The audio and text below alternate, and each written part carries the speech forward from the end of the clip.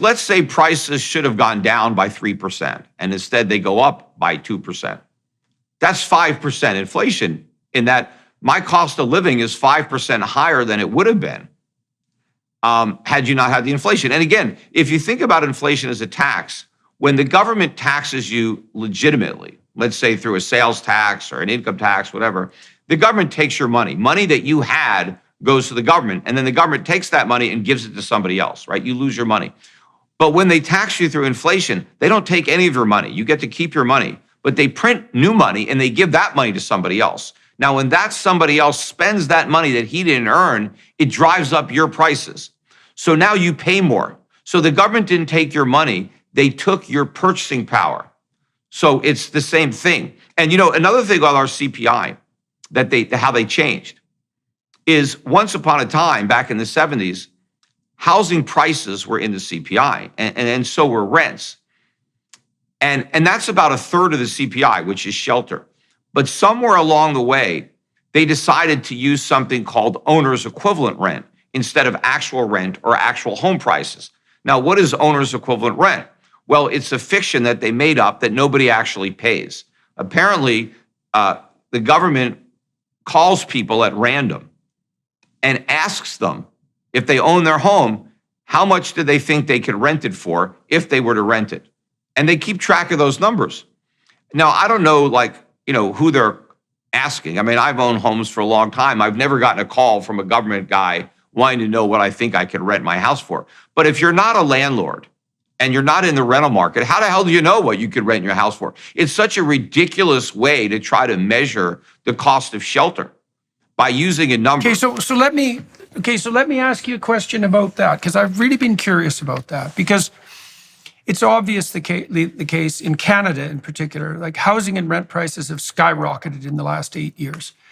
And that's not reflected in the inflation statistics. And that seems to be a major oversight, at least according to one line of argumentation, because that's 1/3 of what people spend their money on. Now, you could argue, and this is where it gets complicated as far as I can tell, that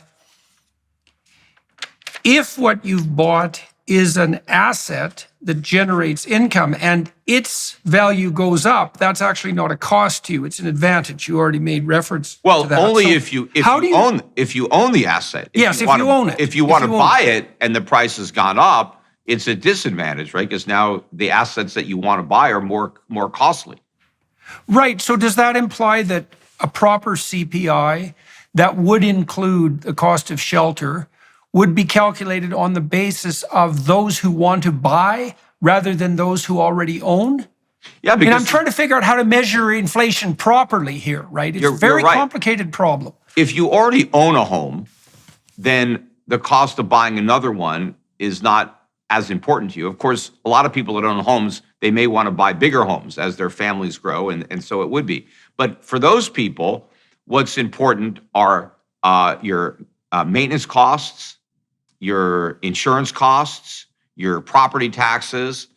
There are a lot of other factors that would be significant to you. If you don't own, if you're a renter, then obviously rent is of primary importance to you. You're paying rent. There's all sorts of valid ways that the government could measure shelter as a component of the cost of living. But in the United States, they don't choose any of those valid ways. They choose another way. And they're doing that because they want the number to be lower. They don't want to report high inflation. And they even do this as part of the GNP, because when they report GDP, they don't even do GNP anymore. It's GDP now that they report, gross domestic product. In order to get the number, they have to deflate it. There's a deflator which adjusts the GDP for prices.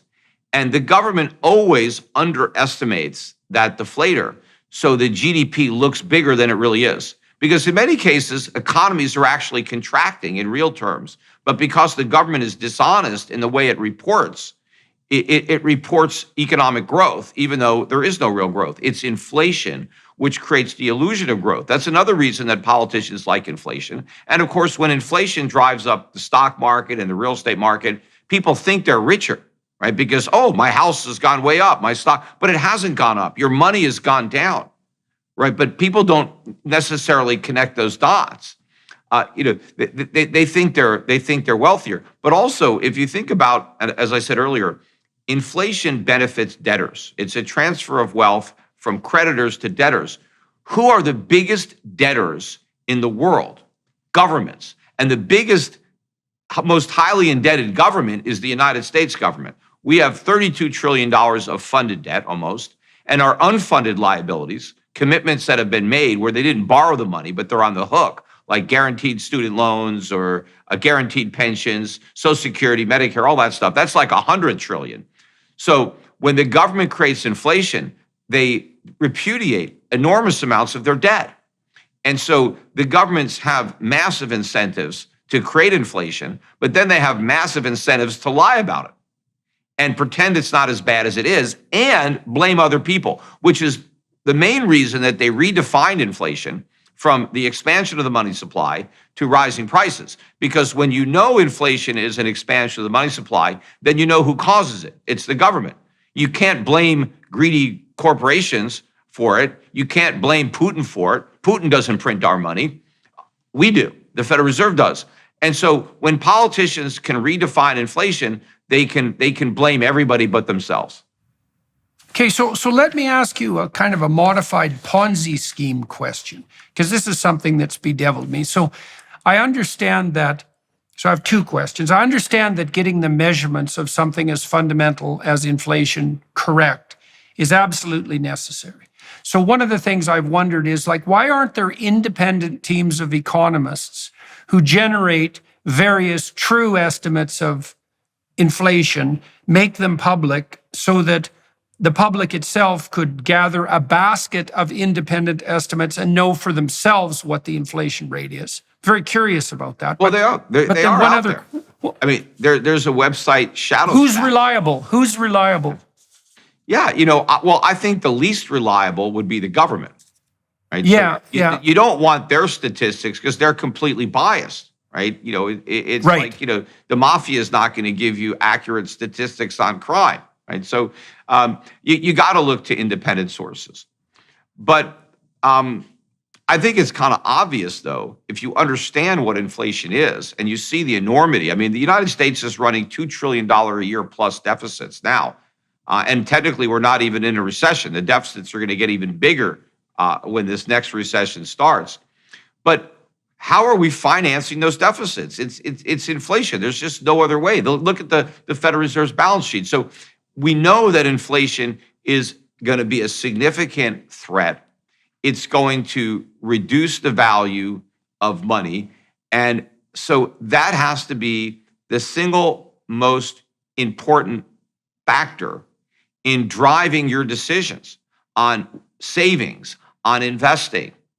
And even for, in this day and age, if you don't have a lot of money to invest, I've been saying this for years to people. I started talking about it several years ago. People have to stock up on things.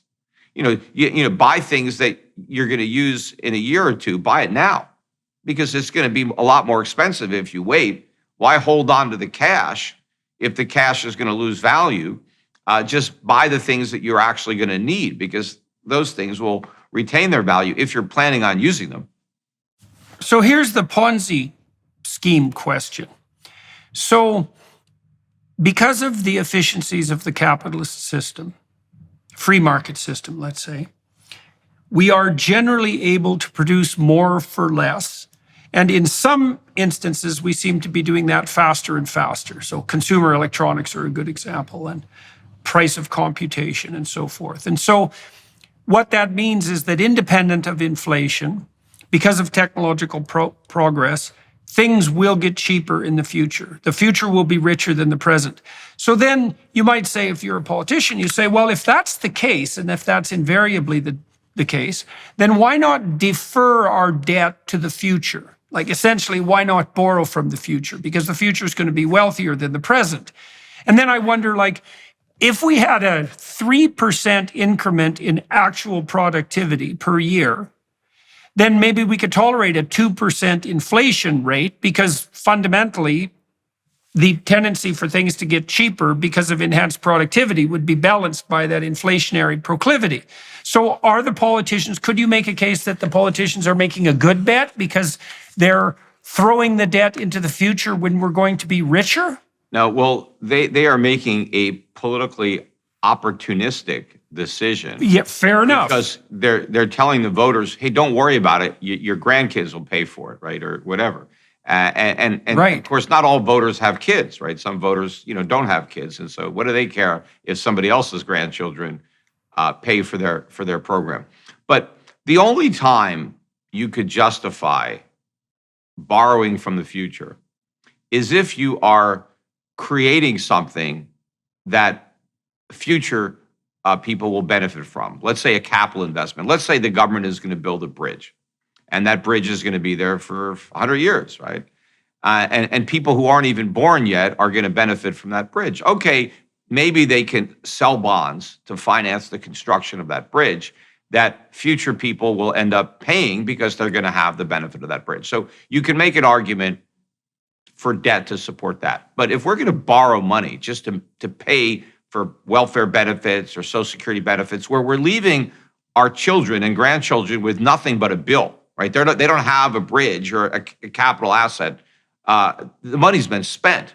I see. So your argument basically is that if you're borrowing from the future isn't designed specifically to drive productivity, let's say, then it's a degenerating bet. Yeah, I don't think it's borrowing from the future. I think it's stealing from the future. You're trying to steal. Okay, fair enough. Fair enough. But a lot of this stuff is going to backfire because I think the current generation is going to pay for a lot of this stuff because the dollar is going to collapse.